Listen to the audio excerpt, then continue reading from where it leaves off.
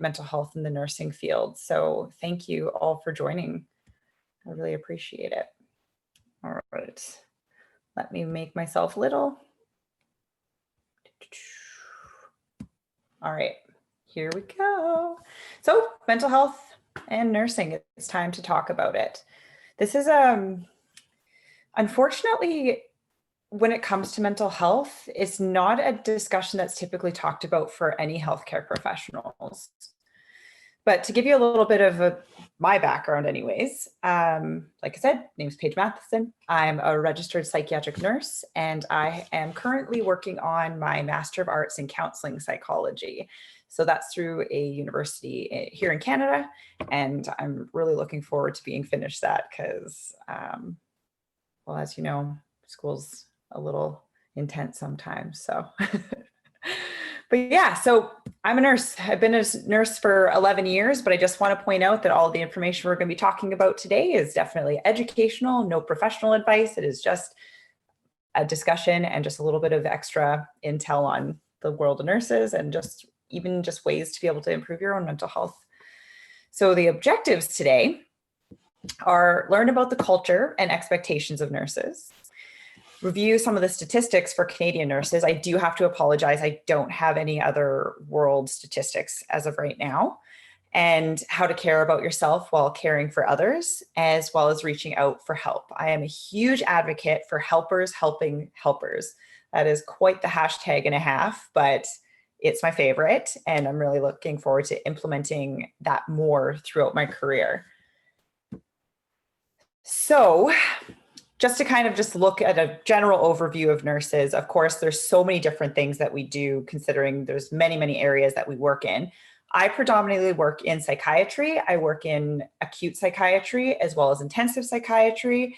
And on top of that, I also work in the emergency department specifically for mental health clients that come in. And so I do a lot of assessments and treatment based on whatever their needs are. But in general, we do a lot of medication management. We do a lot of assessments, collect samples, obviously. We provide treatment. We consult with the team. That is everyone. That can be our social work team, our addictions team. That can be any physicians. Also, just like your fellow nursing colleagues. We also de-escalate tension. We have a lot of, well, especially in mental health specifically, we have a lot of clients that are at risk for violence to themselves and others. So there are a lot of times in which we have to be the person to step up and do the discussion because typically the physicians aren't around. So the nurses get the brunt of the fun. So that's kind of what our other role is. And we also provide care and support. And that list doesn't cover even remotely close to how much we do, but at least it's a good little overview. So what do people think of when they hear about nurses? They think of shift work, right? You think that, yeah, nurses are great. They can work nights, they can work days. They're wonderful. There's also missed breaks. There's this stigma that we're these superhumans who don't need to eat for 12 hours. I work 12-hour shifts or 8 hours. And there's like the rumor that we can hold our bladder the entire time. It's true, but it makes it pretty high expectations if you're really needing to take just a mini break. There's also this expectation of overtime. Whenever I talk to fellow nurses or even nurses from other countries, there's a lot of overtime. And this also is linked in with this feeling of a duty to fulfill the obligations that we have to care for people. So if we know that our colleagues are going to be working short-staffed, we have that sense of duty to go and help out. And then last but not least, an absolutely beautiful rumor that we are superheroes. And so are all healthcare professionals, physicians, and all of the like. So as lovely as that is, we are also human. So what does this mean? Well, unfortunately, this means compassion burnout. I'll talk a little more about that shortly. Really high expectations. We have limited amount of self-care, and we disconnect from others because we're so busy. And then there's also a higher risk for med errors and all of that kind of stuff. So there's another factor though. And this is the one that is the most dangerous of them all. What is the most dangerous assumption? Nurses just know what to do when it comes to their mental health. When you ask people about mental illness or mental wellness,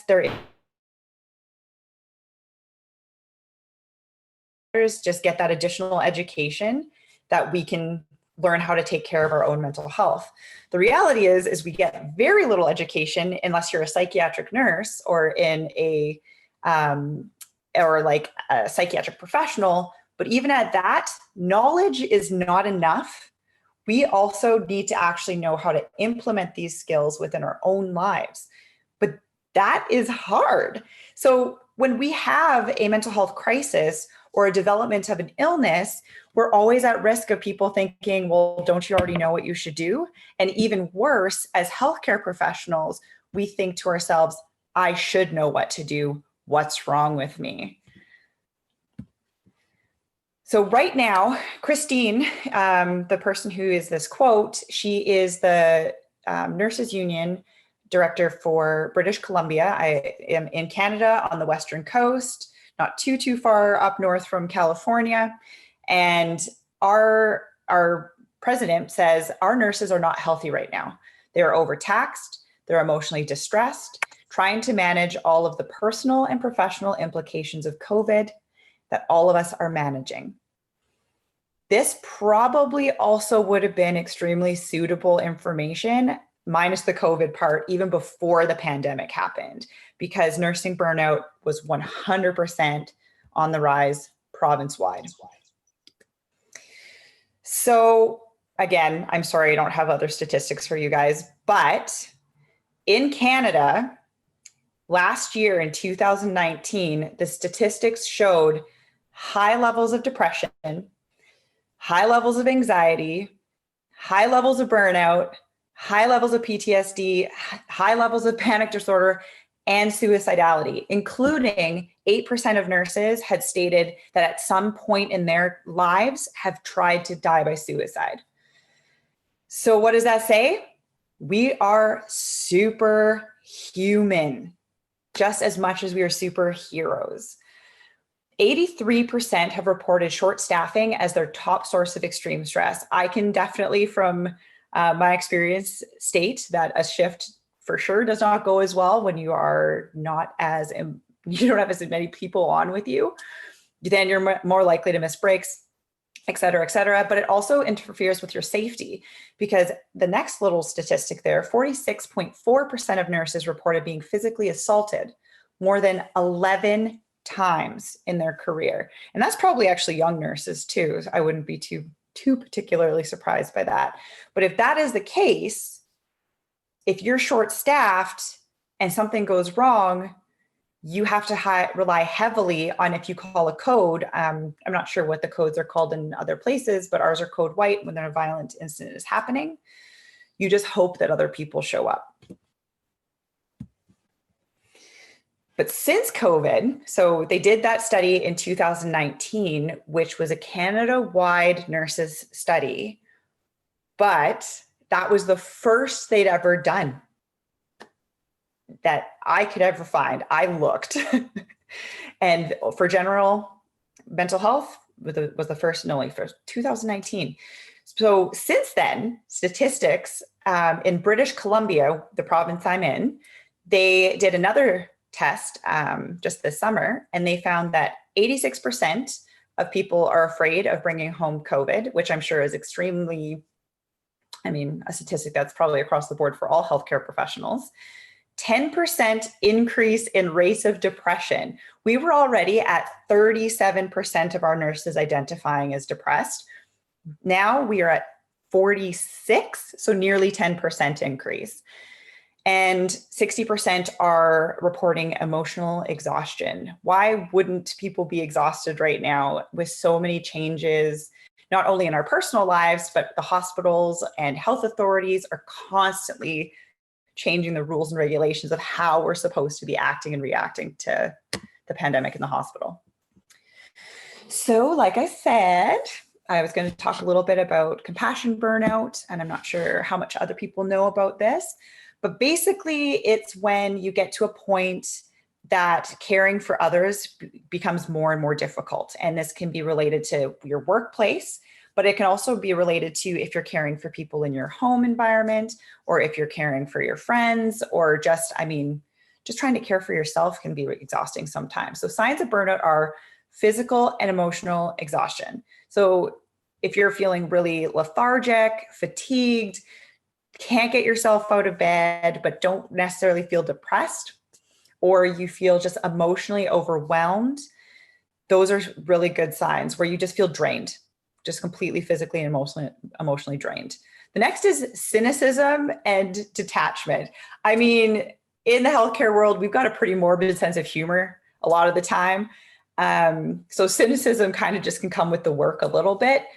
But when it comes to a point where you cannot find the positives in your workday or in some of the situations that are happening within your environment or even your personal life, it's not good to become a cynic. So the other piece is detachment, feeling really emotionally detached from the work you're doing. So kind of numbed to what you're doing, just basically on autopilot doing what you have to do.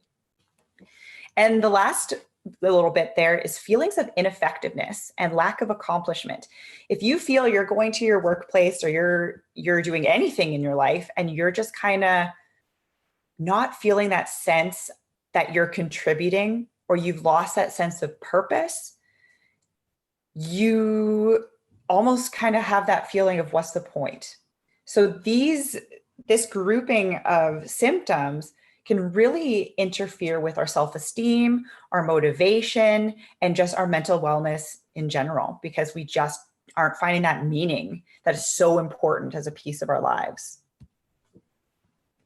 So if I were to give some suggestions, and this is not just for nurses, this is for healthcare professionals in general.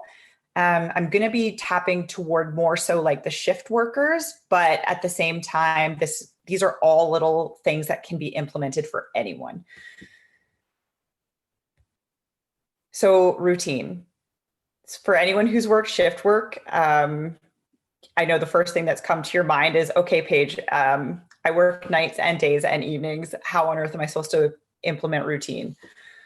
Well, my friends, it is possible. Maybe it can't be just like the daily schedule, like a lot of other people might be able to experience if they're on regular Monday to Friday, but we can add little bits of routine into our lives. So what does that look like? You can do a morning routine, a bedtime routine, have a daily to-do list or a daily schedule, and learn how to implement your strengths.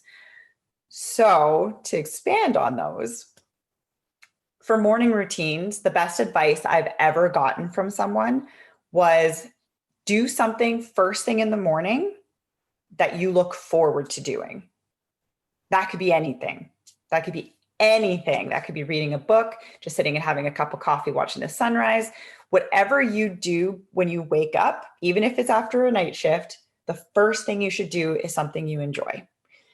When it comes to a bedtime routine, do something that helps settle your body and settle your mind. That is what you need to do for you. And that looks different for everybody. You do not need to do what everyone else does.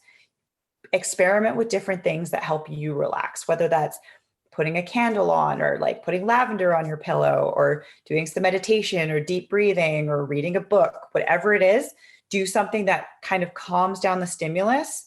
Because if your brain is going a million miles a minute, especially in a healthcare environment, it is so hard to shut it off sometimes. So that is my recommendations that direction.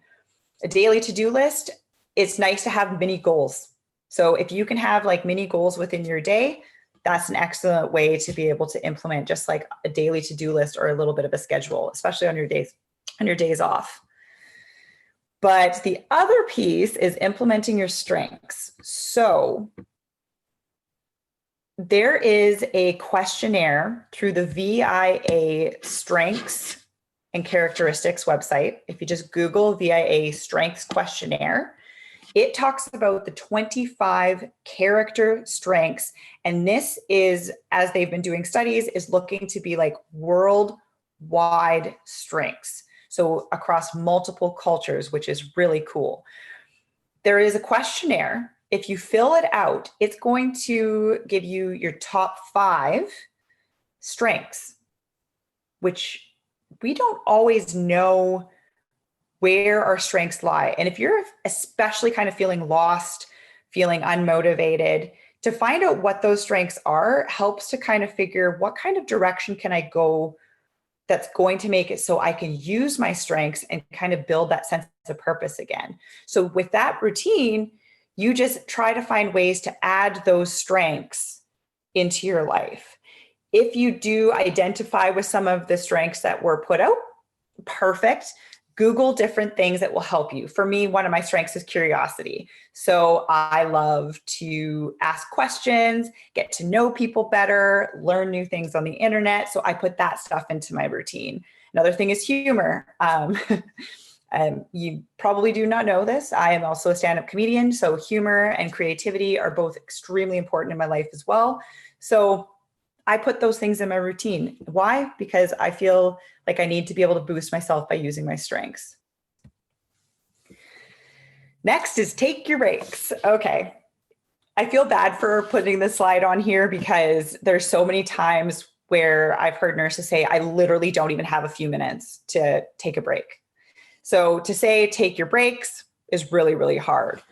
But there are a few different life hacks to kind of just give you even just mini mental health moments. Okay. So one is, I know that it's not always possible. So always have quick snacks. If you have a locker or a backpack or whatever you bring to work, have a bunch of snacks inside of your bag. Or if you're going to be working a bunch of shifts in a row, have a few different snacks in the staff fridge, because you just need to be able to at least give yourself that energy through a little bit of food. The other thing is, if you can even just leave your unit for like 5 minutes and just take a quick walk just to disconnect from that environment, do it if you can, even if it's just for a few minutes.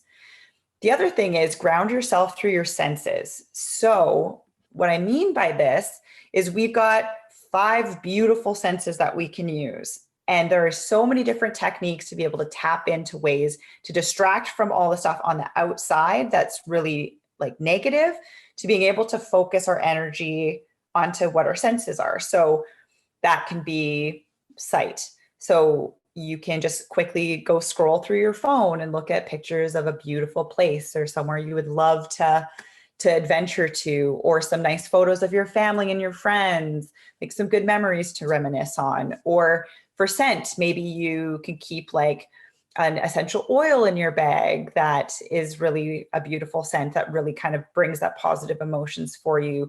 Touch, if there's like a rubbing stone, or if there's like the rolling balls for your hands, or like a stress bag. If you can find different ways, taste as well. Like, I mean, if you just have like a good little snack that you enjoy too, that also helps. But sound, also just like listening to meditation or music that you enjoy, just little bits, even if it's not like your full break. The other one is a nap. If you can take a nap, if you can close your eyes for like 10, 15 minutes in like a comfy chair at work, beautiful. Just give yourself a little bit of that mental rest, give your eyes a rest. If a nap feels good for you, do it up. So the other thing is processing emotions. And what's really hard with the healthcare field is that we don't have a lot of time to process all of the things that come our way. So you could be with one patient having a horrible conversation. You could just maybe, for example, I would be listening to a patient who is disclosed like horrible, horrible traumatic memories. And then I have to recover and not actually even be able to show that person or express the sadness or things that I'm feeling from what they have just told me, and then move myself over to the next patient and be like a refreshed, reset person.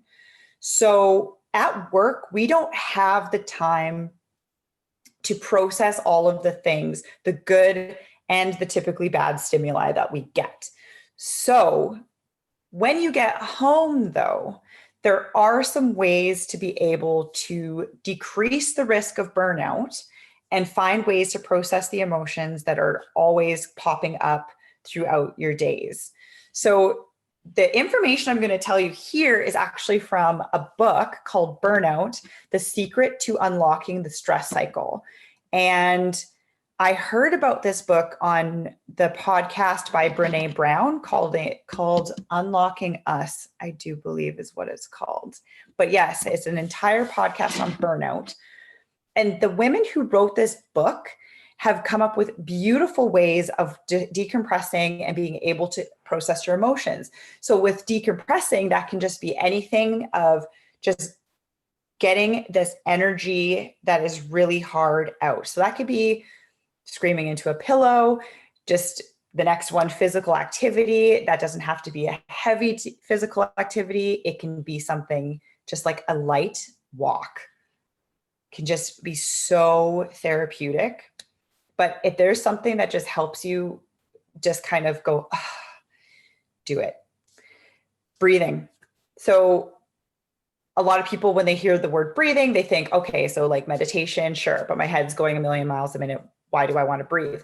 This is actually just breathing, to the point of even taking one long, deep breath can also help just kind of process what your physical reactions to your anxiety or whatever experiences you're having. So you can do just one deep breath. You could do 10 deep breaths. You 100% can do meditation as well. But if you just need a quick fix, just remember to make sure you just like let that breath come in and just like enjoy it. Next is connect. So connect with loved ones, connect with coworkers, connect with whoever you feel is a safe space for you to be able to talk, be yourself, and just be able to distract yourself away from the chaos of your work environment. The next one is laughter, which is my favorite, but just adding laughter into your life. And that can be watching comedy, that can be whatever you want it to be. But what they've actually found is that sharing laughter with another person makes it 10 times better. I don't know if it was 10 times, but it makes it way better. But what happens is if you're sharing in a memory and able to kind of like giggle and laugh together, you're sharing that experience and that joy, which is apparently way better for us. The other one is self-affection. That is your self-care and acknowledging that you deserve to have good things come your way. That's what self-care should be.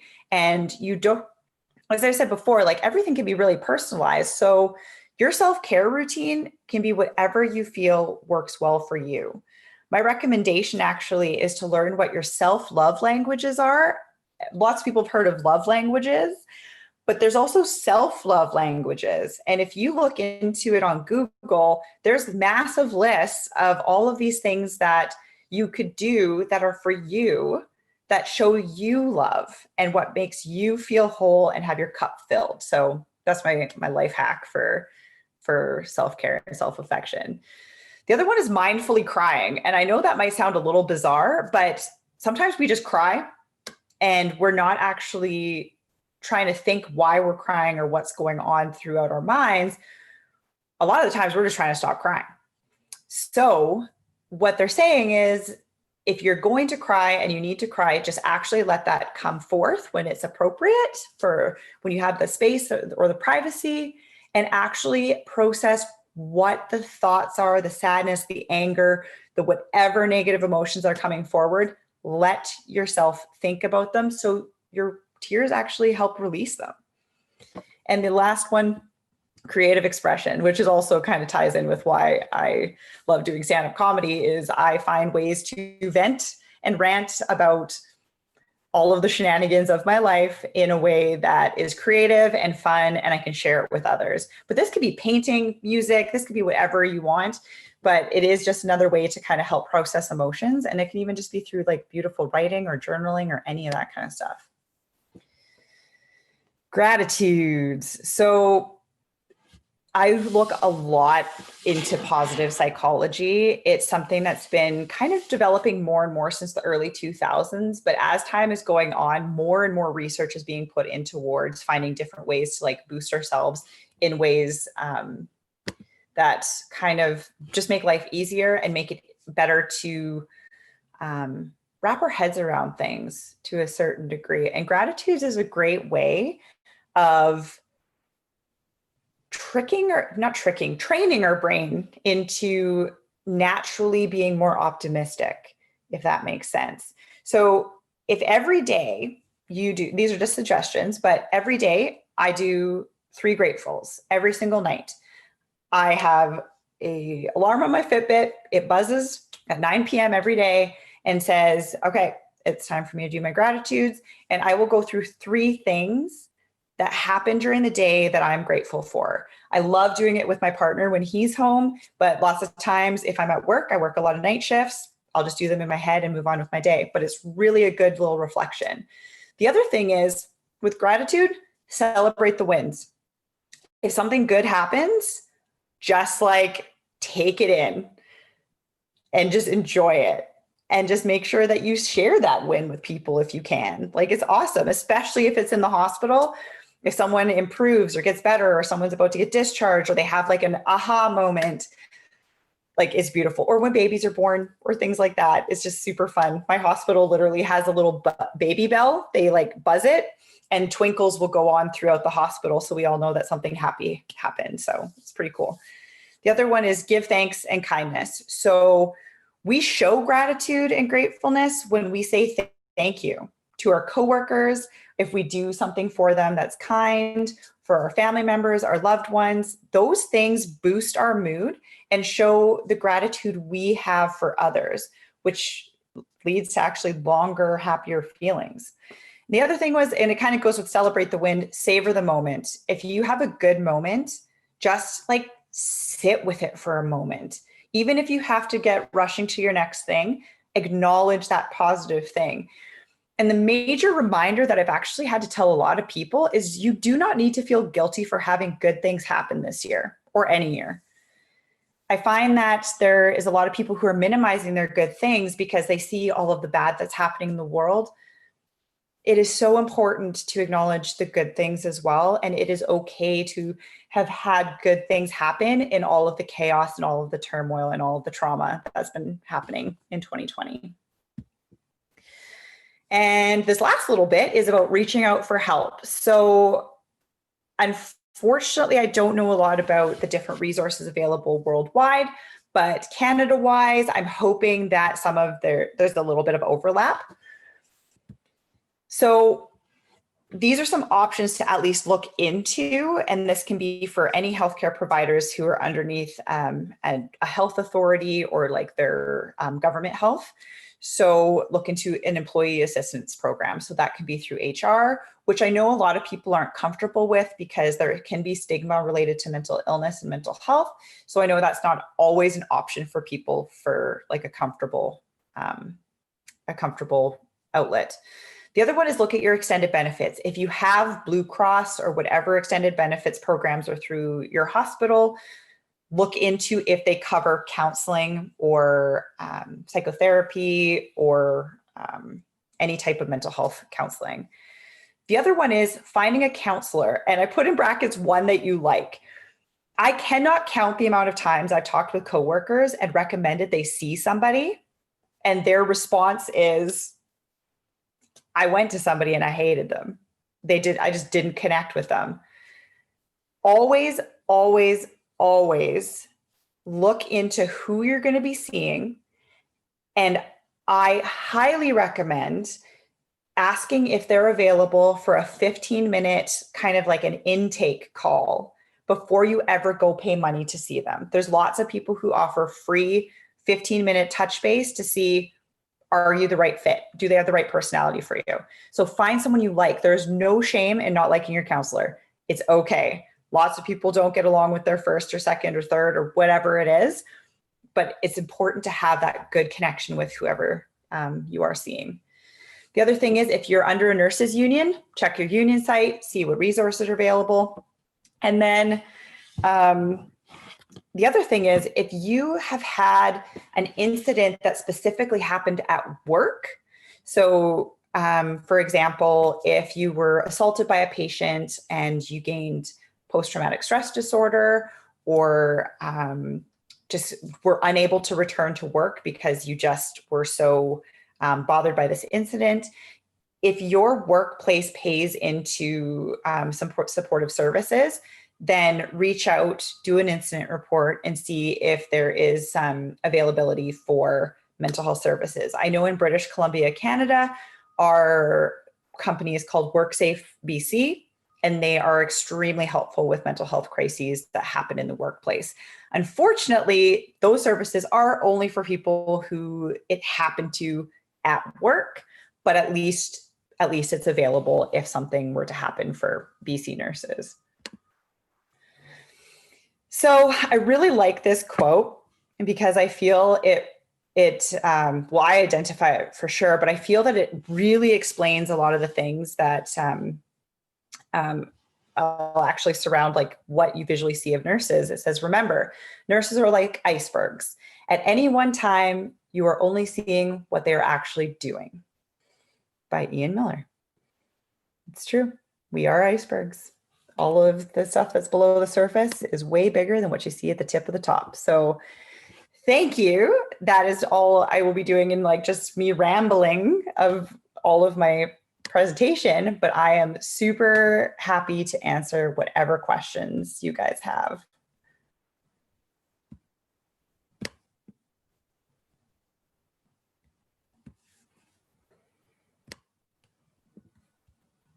I'm gonna read the questions to you so you can answer. So the first one is, how can friends or family members help out when someone they know is experiencing burnout? Ask how you can help. Honestly, that's probably one of the biggest things. And I know especially people who are feeling proud or really struggle to accept help, it can be really hard. But just asking, what are some things that you can do for them that's going to help reduce the stress that they have on them? And then the other thing is just offer yourself an open ear. Just say, hey, if you need to talk about this, I am more than happy to hear you. If you're worried about their safety, if you're worried that someone's having thoughts of suicide, then at that point, you can even offer the service of maybe they should call a crisis line and have a chat with somebody. Actually, the kids helpline in Canada, one of the biggest clients is nurses because it's a texting line. So even though they're not children, that's been their resource and their outlet of being able to vent at work is they text the kids helpline, which is quite something. So if you know somebody who's struggling, they should reach out for just, I mean, crisis lines of free counseling. That's great. Yeah, that's great. So how long can burnout take to end? I wish I had a good answer for that one. It can last for Lord only knows.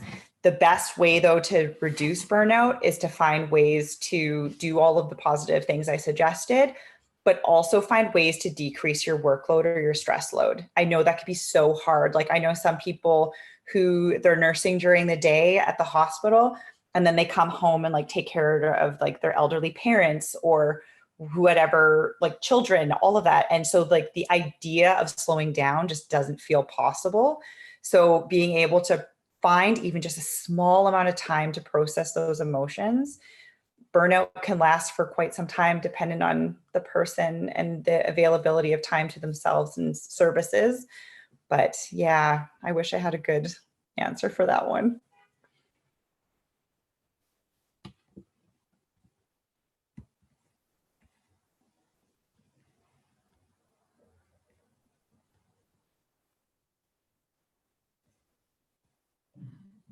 Oh, I think she might have froze.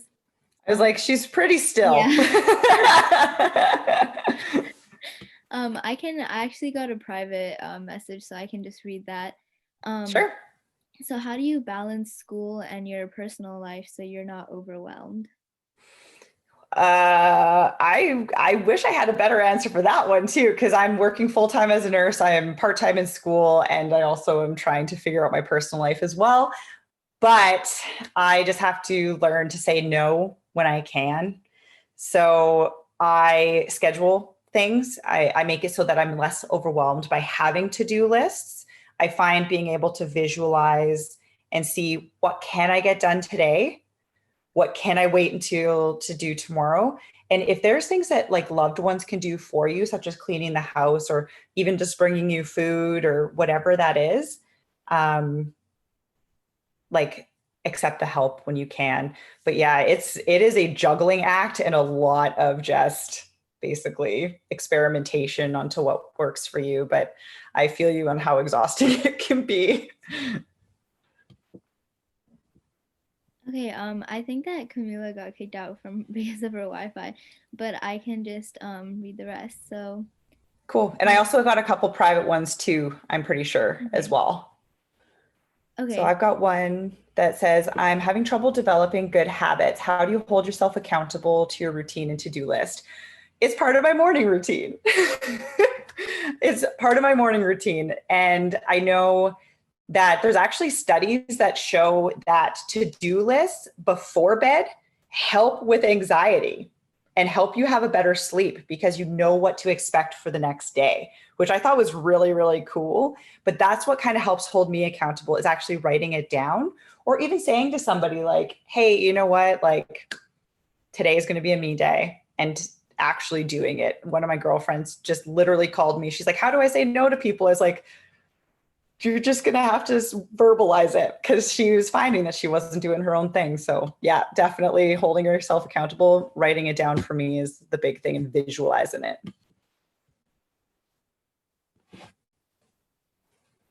Okay, from the chat, I'm having trouble developing good habits. How do you hold yourself accountable to your routine or to-do list? That's the one I just answered. So that you see it too. Oh, That's yeah. perfect. Okay. Here's another private chat. How do we deal with mental health during quarantine? I actually did an entire presentation about this for someone actually called, oh, why am I blanking on their Instagram account right now? But I did an entire one on burnout and working within quarantine. And similarly, it's doing routine things, as hard as I know that is, but we are routines type of people. That's just kind of like our nature. So being able to find routine, and also what I was talking about, those strengths before, you're going to have to try and get creative in regards to what things you can do to help keep yourself busy and feel that sense of meaning and feel that sense of purpose. I know how extremely hard it is because we're also naturally social beings. Even at people who are introverted, social connection is still important. So I just basically go through the idea of just trying to get creative in as many ways as you can to find ways to make it the best you can make it, and not be hard on yourself. If you're struggling, it's okay. So many of us are struggling. Don't make it worse by beating yourself up about it. So, what has been your favorite moment working in the hospital? Oh, I like this question. That's so like positive psychology based. Man, you caught me in a position of like finding it hard to find a specific one. Honestly, in my line of work, we don't get a lot of thanks. I mean, working with clients, typically a lot of them are involuntary. They're in modes of crisis. They're not in a good headspace, especially now with COVID. People are coming in even that much more grumpy, that much more financially stressed. It's rough. So to be honest, I can't even think of one specific moment, but any time that a patient gives me a genuine thank you and tells me that I've contributed to their life in a positive way, there's something about that that just like literally makes my heart melt. So yeah, not one specific one, but there's something real special about a real true thank you. How do you address the issue of mental health with a counselor? Um, like how do you talk about like what you think you may have, or are you kind of wondering, do they like kind of put the information forward? I'm trying to just get some clarification on I'm what not type sure. of. George, do you want to elaborate maybe in the chat? And I also see that George asked another question as well. So you also had asked, is burnout a type of mental illness? No, it's not in the, it's actually not in the big burnout or the big burnout, the diagnostic statistical manual for it's, I don't know how many countries it's in, but it is in North America. There isn't a specific mental illness said, like classified as burnout. So unfortunately, it's just a combination of symptoms. But when it comes to talking about mental health with the counselor, when you go to somebody, usually you kind of, they're going to ask you, what is your reasons for coming to see them?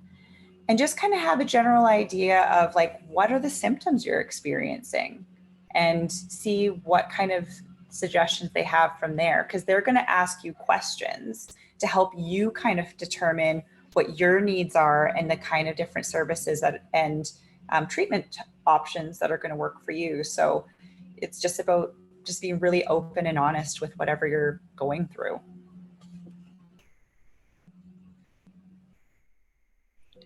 So George put yes in the chat. So I think for his previous question, or we can move on to Camila's really fast, and Sure. maybe George, can you just like repeat your question with like some specifics?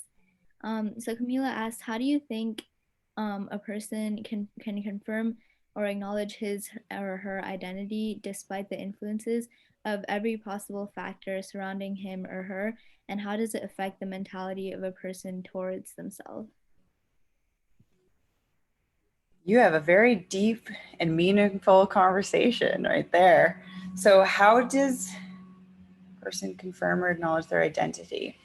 So I guess, I mean, my biggest question would be, is this an identity in regards to like feeling different from others and feeling like the external, sorry, my cat just jumped on my lap, so you'll see a tail. Does it like, the vibe I'm getting is that you're feeling that there may be some external factors that make it really hard for you to communicate what you're feeling and being within yourself. Is that kind of the vibe I'm getting? That there's a lot of things on the outside that makes it really hard to kind of identify who you are and what's really going on within you? This question is actually from the RSVP form. It's not really my question. So, Okay. I don't really know. Well, maybe I will answer just based on what I think. Yeah. It's yeah, for sure. I think the big thing is when it comes to how we communicate with others and how much external factors influence us is super cultural based, because there's some of us who are in collective cultures and there's some of us who are in really individualistic cultures. So it's a really difficult balancing act, especially in collectivist types of culture, because there's so much importance of family and people and the needing for the acceptance, because that's where your purpose lies in so many ways. So trying to live your authentic self, is what I like to call it, can be hard. But if you do those strengths that I was talking about, like that VIA strengths question, then you're still able to do some of the things that you identify with within whatever you feel comfortable sharing with your community and yourself. And also just find your people. Find your people. If you find that you feel like you're in like a minority group or any type of segregated group, reach out and find the people that you feel that you relate to, so that you can have that sense of community as well, because that's super important to not feel alone in whatever you're going through. Yeah, definitely. So the next question is, how do I know that my mental health is declining? How do you know if your mental health is declining? Sorry. Yeah. This is why I like to do mood tracking. I know that kind of sounds a little silly, but I do mood tracking. Basically, The problem is a lot of times when your mood is starting to go down, it's a slow decline. It's not just like suddenly like, boom, I feel crappy. It's like always a slow, gradual process. So just touching base with yourself and recognizing like, do I feel okay? Is there something that I'm stressed out about that's specific to why like I'm not feeling good? And just really reflecting. Even journaling can be really helpful too, just writing out whatever's going on in your mind, just to kind of see like if you're feeling okay, because there is like a certain level of like depression and anxiety that can come with like normal regular things like grief.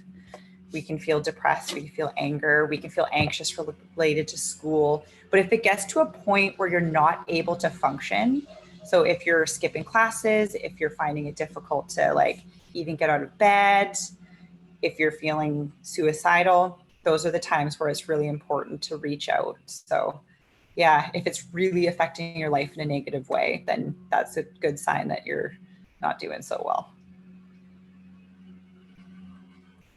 Okay, the next question is being critical to yourself really detrimental, or can it help develop a person? Both. I'll elaborate, but the simple answer is both. There's like, in the world, say for instance, if someone is really critical of you and is really mean and awful and terrible and says just awful things to you all the time, that's going to be detrimental to your health. But if someone gives you constructive criticism in which helps you grow and develop, then that's a positive thing. It's the exact same thing for ourselves. So there's a difference between being like, I'm ugly, I'm unsuccessful, I'm a loser, whatever those are, and being able to actually put forward, all right, I'm reflecting, this is something I'm not okay with or something that I did wrong. How can I find ways to use this constructively and use it as a lesson? I love the saying, failure is feedback. I love that saying because failure is usually considered like this awful thing. But if we look at it as a way of when we fall down, it's a feedback on how we can do better. That's kind of like the vibe I get from that one. I also saw one too about what you look for in a counselor. What do you look for in a counselor that fits you? I figured I should probably answer that one. When it comes to counselors, if you have like similar personality styles, so if you're doing like a quick 15-minute phone call with them ahead of time and you just kind of feel like you can just naturally kind of just talk to them, I like to look at it as a balance of finding someone who you feel friendly with and that you feel comfortable with, but you're also comfortable when they ask you the hard questions and kind of challenge you a little bit. That's a good counselor. Someone who knows when to kind of push you in the right direction and ask the hard stuff, but also leaves this beautiful safe space where you can actually just be yourself. And yeah, that's kind of the balance I look for. And always make sure that like if someone becomes like romantic or if someone becomes like verbally abusive or if someone's like trying to control your life, those are bad signs and bail. Okay, next question is what's the best foods for maintaining good mental health? Best food? Clean eats. But so that's like basically trying to find like all of the, like I'm not a nutritionist, but one of my friends is, and she is very into like all of the brain foods and all that kind of stuff. But I find like vitamin wise, if I were to give some suggestions, omega-3s are good for depression. Actually, they say, I think you're supposed to take 2 tablets up to 3 times per day for depression. Vitamin D is also really helpful, even the tablets, especially if you're not in a sunny space. And vitamin B12 is also huge. I had no idea that people could actually feel more depression and anxiety, even if they're in normal levels, but like the lower like range of the normal levels. So that's one that, I mean, it comes and goes from your system so beautifully and so naturally as well. So vitamin B12 is one I recommend a lot. But food wise, I just find it just so important to make sure that you do eat. So if you're finding that your appetite is really low and healthy food just isn't for you because like you have no appetite for it, just eat the other stuff, eat the crappy stuff, the stuff that's like processed or whatever, just as long as you're still getting some brain food and some energy. How do I know I have good mental health? Um, that was a tough question actually, because I think we all have different definitions of good mental health, right? So like I even looked up the definition actually, what is the definition of mental wellness? And I think the World Health Organization had one, but I feel like they're just so vague. It just is like, yeah, they're vague. So to be able to kind of figure out what's good for you, you can write a list of things even of like, okay, so what are things that I feel are fulfilling for me, or what are things that I do that are good for myself, and signs that things are in a good place. So if you say that, like if your mood is like a 7 out of 10 and you say anything 7 to 10 is good, then that's like a sign that your mental health is in a good place. Or if you're finding you're able to keep more of a routine or exercise more, or whatever those things are that are just like good signs of like, yeah, I'm actually on a really good track right now for me.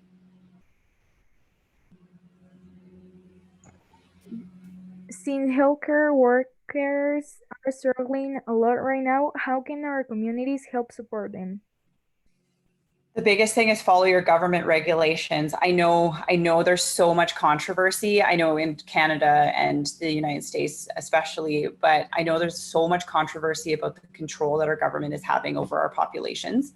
The only thing in all of it that I always think of is what can we do not to overwhelm the hospitals, because they're overwhelmed. So from my perspective, it's just if you do what you can to help try and stop the spread, also just of like being safe in general, maybe not doing so many risk-taking things and ending yourself up in the emergency department, or, you know, like just being safe and being mindful of your health in general is going to be different ways to kind of help reduce the overwhelming feeling.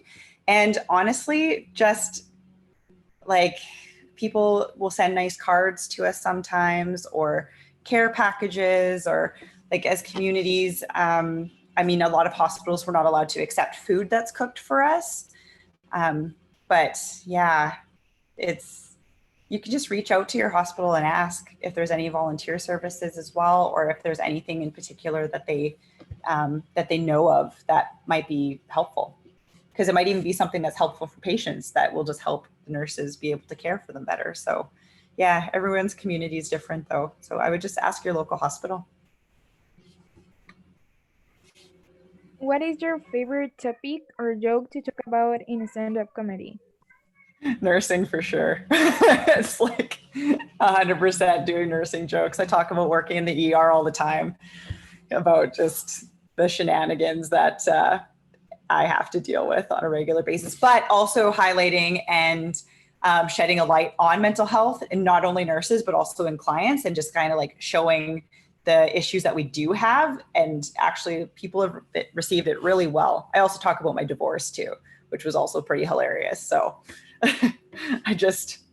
those are my main topics: weird dating stories and nursing stories.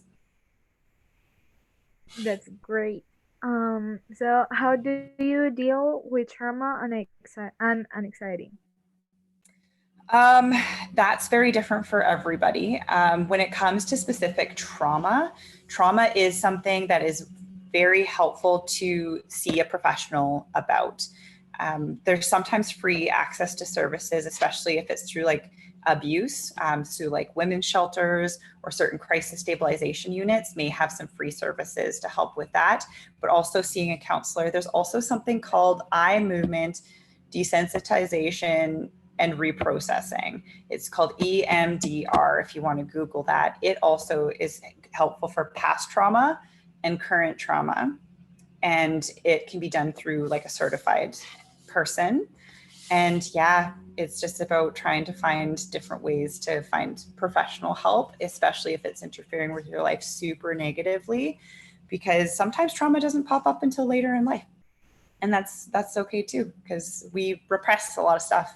And so if that stuff starts to bubble up, it's good to find like a person who knows how to talk about it so that nothing gets released too fast, so you can actually do it in a healthy manner. And anxiety, that is a big conversation, because yeah, with anxiety, there's so many different options out there and everyone's super individualized to what works for them.